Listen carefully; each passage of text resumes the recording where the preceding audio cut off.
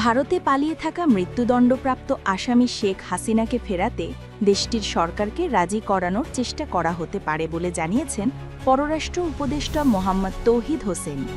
শেখ হাসিনা ভারত ছেড়ে তৃতীয় কোনো দেশে যাচ্ছেন কিনা এমন কোনো তথ্য বাংলাদেশের কাছে নেই বলেও জানান তিনি।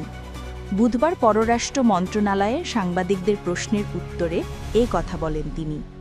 শেখ হাসিনা ভারত ছেড়ে তৃতীয় দেশে যাওয়া নিয়ে কোনো তথ্য আছে কিনা এমন প্রশ্নে পররাষ্ট্র উপদেষ্টা বলেন, কূটনৈতিক চ্যানেলে এমন কোনো তথ্য নেই, আর এটার বিষয়ে বাংলাদেশের কিছু করার নেই। আমরা চাই উনি ফেরত আসুক। শুনেছি আপনারা যেরকম বলছেন।